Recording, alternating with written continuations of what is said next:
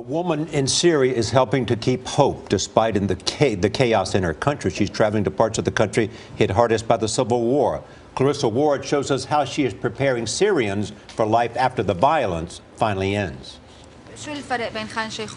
The first thing Syrian-American activist Rania Kisar does when she crosses the border into Syria is go shopping. As the founder of the Women's Revolution Committee, she's doing what international aid organizations are afraid to do, traveling deep into the hardest-hit parts of Syria to deliver desperately needed food supplies. Red lentils, oregano, powdered milk, hummus. It's enough to keep a family alive for a week and to show these people that they have not been abandoned. They're not worried about the food basket lasting them for a week or not. They're worried about whether or not they're going to stay alive to eat what's inside the food basket. Syria's civil war has decimated large parts of the country.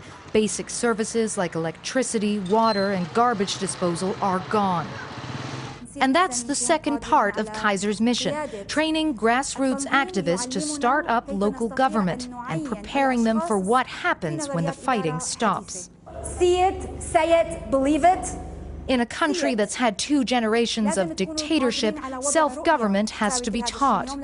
They learn conflict resolution skills, public speaking skills, leadership skills. They learn how to organize themselves. So you're basically trying to give them the building blocks to take ownership of their country, of their communities. Absolutely.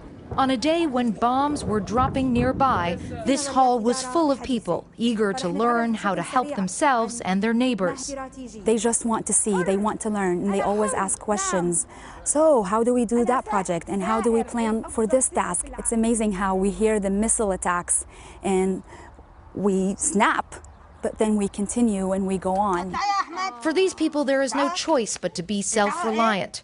So far, help from the international community hasn't arrived. Do you ever feel like shaking the world and saying, every day, I want to send SOS messages. Every day, I want to say, please, come help us. Every day, I want to cry. And I actually do cry, because there's nobody here. There's nobody here helping us. For CBS This Morning, Clarissa Ward, Jebel Azawiya, Syria.